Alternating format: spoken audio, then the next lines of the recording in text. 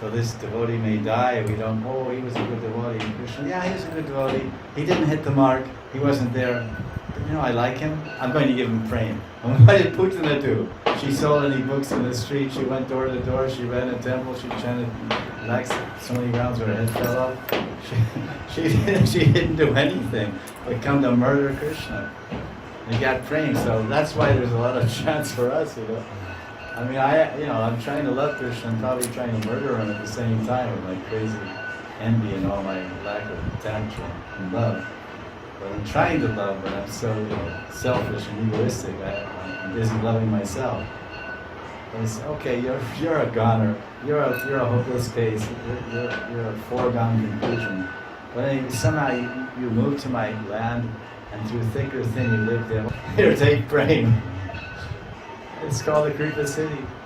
If Putana can get Kripa city, what about Krishna Das or Radha Das? Little old me. Who, me? Oh, you're a Videshi, you can't get praying. Doesn't work that way. Putana was born and she was the Goswami in one of the temples. Only Goswami Brahmins get prema. She came from South India, Vindhya mountain range. She was working for the king. She's a mystic yogi, which Chari. Chari means movement, brahmachari. K means the ether, the air. She was a high flyer. She didn't fly too close. K, there's air and then K, so higher than the air. So she was down there when that whole story of Lita Madhav and Radha-Rani jumped in Yamuna, and they took birth and all South Indian king and that whole thing, and the sun planet and all the whole head twists around trying to figure out where they're going.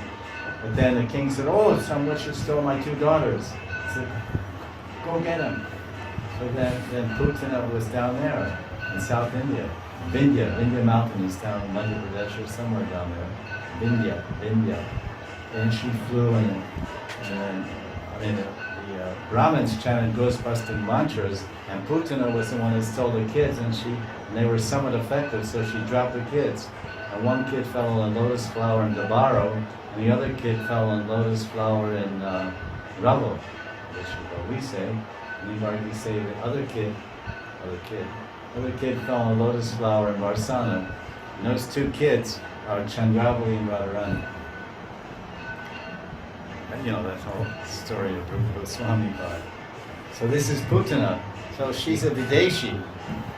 She's a Barka Admi, a Videshi. She's a Barka Admi, a Videshi. And she got prema. As a side point. So they're saying that because these words are there, Bandhu Atma. Because the gopis are using this word.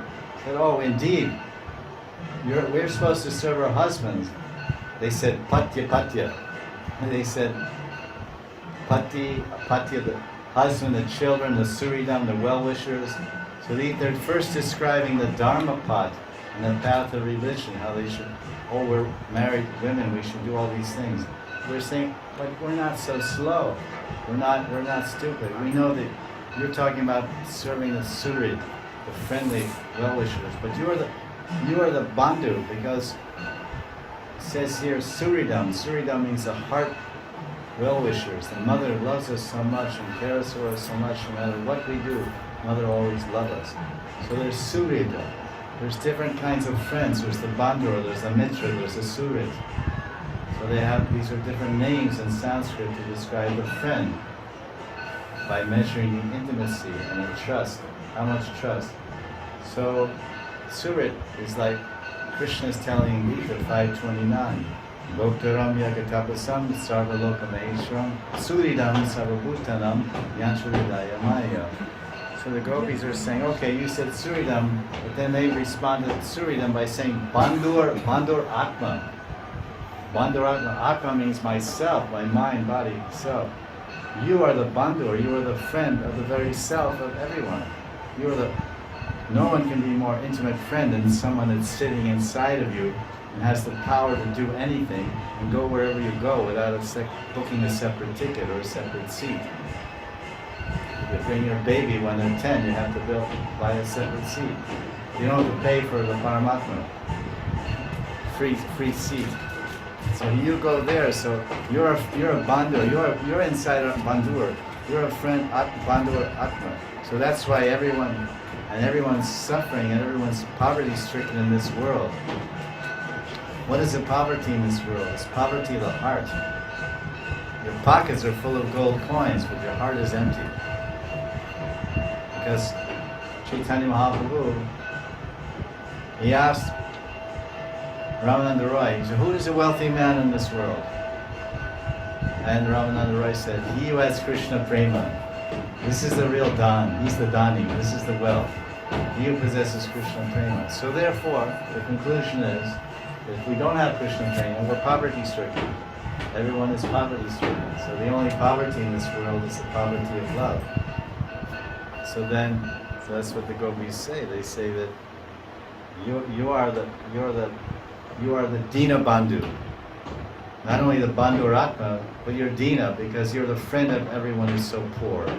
Dina means poor. That's why I'm getting at this, the angle I'm using. As you're wondering. So the poverty.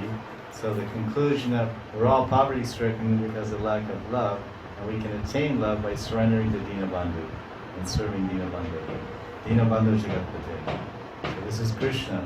So the gopis are there because love gives enlightenment. Transcendental, not material love. Material love gives anxiety and pain and suffering because it's tasty in the beginning and poisonous in the end because it's generated from Rajaguna. But transcendental prema is bitter in the beginning because we don't know how to love God. But once we learn how to love God, the bitterness becomes sweet. That's in Gita. So the gopis, they have such love for Krishna that their transcendental love for Krishna, transcendental love for God, gives the power of wisdom, gives the eye of realization. And that's confirmed in the first canto of Bhagavatam.